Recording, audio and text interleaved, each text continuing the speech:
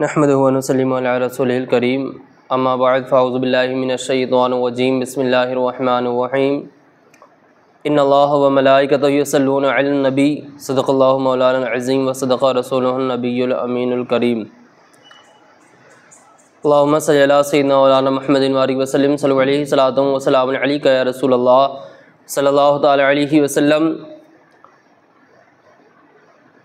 खिदमत खल्क़ के नाज़रीन अस्सलामु अलैकुम व रहमतुल्लाहि व बरकातुहू। जैसा कि अभी 15 अगस्त का ये महीना चल रहा है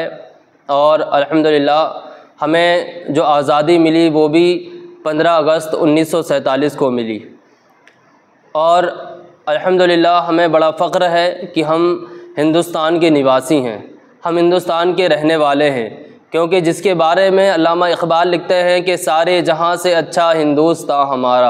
हम बुलबुलें हैं इसकी ये गुलसितां हमारा, और मज़हब नहीं सिखाता आपस में बैर रखना, हिंदी हैं हम वतन है हिंदुस्तान हमारा। और गुर्बत में हो अगर हम रहता है दिल वतन में, गुर्बत में हो अगर हम रहता है दिल वतन में, समझो वहीं हमें भी दिल हो जहां हमारा,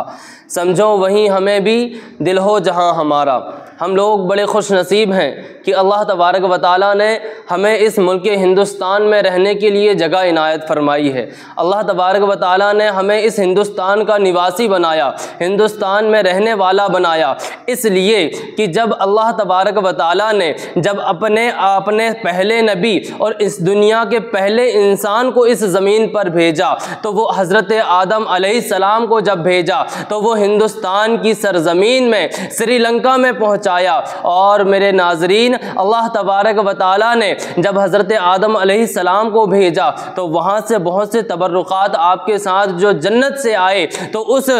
इस मिट्टी ने सबसे पहले जन्नती तबर्रुकात को जो है चूमा है। और हज़रत आदम अलैहिस्सलाम की पेशानी सबसे पहले दुनिया का जो पहला सजदा किया गया तो वो इसी ज़मीन में किया गया है। दुनिया की पहली अज़ान हमारे मुल्क हिंदुस्तान में दी गई है। और मेरे नाज़रीन, अल्लाह तबारक व तआला के हबीब सल्लल्लाहु ताला अलैहि वसल्लम ने भी इस मुल्क को बहुत पसंद फरमाया है कि जब आपने हज़रत हुज़ूर ख्वाजा गरीब नवाज़ को जब आप संजर में रहा करते थे तो जब आपको हिंदुस्तान जब आप वहाँ मदीना मुनव्वरा पहुँचे तो मेरे आका सल्लल्लाहु ताला अलैहि वसल्लम की कब्र अनवर से आवाज़ आई कि हुज़ूर जो मुईनुद्दीन है, जो हसन है, उसे बुलाओ। तो जैसे ही लोगों ने सुना कि मुईनुद्दीन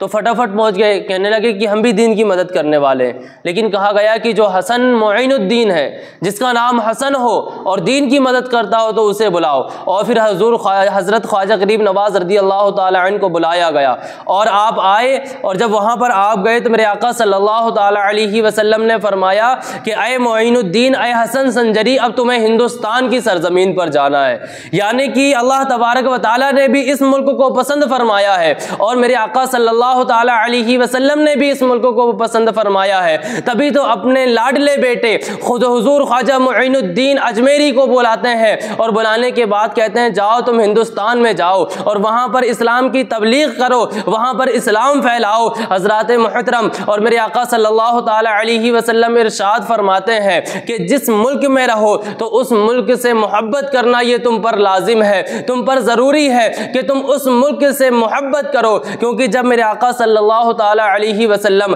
मक्का मुकर्रमा से हिजरत करके मदीना मुनव्वरा जाने लगे थे, आपकी पैदाइश मक्का मुकर्रमा में हुई है, आप मक्का मुकर्रमा में पैदा हुए हैं, तो जब आप वहां से हिजरत करके मदीना मुनव्वरा जा रहे थे तो आप उस शहर से बाहर निकले। मक्का मुकर्रमा से बाहर निकलने के बाद उसके तरफ मुंह करके कहने लगे कि ऐ खाना काबा, ऐ मक्का मुकर्रमा, मैं तुझसे कभी दूर ना जाता अगर ये लोग मुझे परेशान ना करते, मैं तुझसे बहुत मोहब्बत करता हूँ। यानी कि मेरे आका सल्लल्लाहु ताला अलैहि वसल्लम वहाँ पर बता रहे थे कि ऐ लोगों, जहाँ पर पैदा हुए हो, जिस मुल्क में रह रहे हो, तो उस मुल्क से हमेशा मोहब्बत करना, हमेशा उस मुल्क से प्यार करना और हमेशा उसकी तरक्की के लिए दुआएं करते रहना।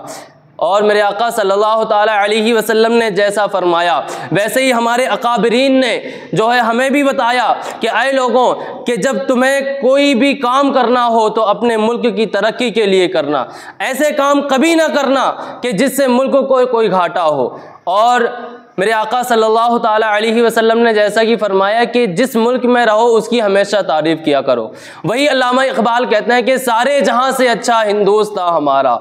सारे पूरी दुनिया में हमने देखा, लेकिन सबसे अच्छा अगर कोई मुल्क हमें दिखा, और किस वजह से सबसे अच्छा मुल्क है ये, कि यहाँ पर जो है किसी भी धर्म वाले को कोई रोक टोक नहीं है। यहाँ पर हिंदू भी साथ में है, यहाँ पर मुसलमान भी साथ में है, यहाँ पर सिख ईसाई जितने भी धर्म के मानने वाले हैं सब लोग यहाँ पर रहा करते हैं। और यहाँ पर रहने के बाद जो है सब लोग अपने अपने तरीक़ों से अपने तरीक़ों से अपने त्यौहार मनाते हैं, अपने पर्व को मनाया करते हैं। यहाँ पर किसी के लिए कोई रोक टोक नहीं है। आप किसी भी मुल्क में चले जाएं, कहीं किसी के लिए किसी त्यौहार में रोक होगी, तो कभी किसी मजहब वालों के लिए किसी और त्यौहार में रोक होगी, लेकिन हिंदुस्तान हमारा एक ऐसा मुल्क है जिसमें कोई रोक टोक नहीं है। और देखें कि जब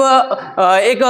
बहुत बड़े बुजुर्ग हैं जिन्होंने कहा कि जब हम लोग कहते हैं ना कि हम हिंदुस्तानी हैं, क्या कहते हैं हम, कि हम हिंदुस्तानी हैं, तो कहते हैं कि ये शॉर्ट फॉर्म है। जैसे कि हम कहते हैं कि MP यानी कि हो गया मध्य प्रदेश, तो कहते हैं हम जो बोल रहे हैं ये है और मीम, हा और माँ, कहते हैं कि हम जब भी कहते हैं कि हम हिंदुस्तानी हैं, तो उसका उन्होंने फुल फॉर्म बताया कि जब भी हम कहते हैं कि हम हिंदुस्तानी हैं तो हा से कहते हैं कि हा माने हिंदू और माँ माने मुसलमान। तो यानी कि जब भी कोई इंसान ये कहता है कि हम हिंदुस्तानी हैं, तो यानी कि वो ये कह रहा है कि हिंदू और मुसलमान हम सब के सब हिंदुस्तानी हैं। इसीलिए तो अल्लामा इकबाल फरमाते हैं कि मजहब नहीं सिखाता आपस में बैर रखना, अरे हिंदी है हम वतन है हिंदुस्तान हमारा, हिंदी है हम वतन है हिंदुस्तान हमारा। नाजरीन, और हम जो है इस मुल्क हिंदुस्तान में रह रहे हैं, जैसा कि हम पहले मोहब्बत से रहा करते थे, आज भी हम उसी तरीके से मोहब्बत से रहें और जो है लोगों में प्यार बांटें और हमेशा एक दूसरे के काम आए। आप तमाम से यही गुजारिश है, और हमारे चैनल को जो है लाइक, सब्सक्राइब और शेयर करें। अस्सलामु अलैकुम।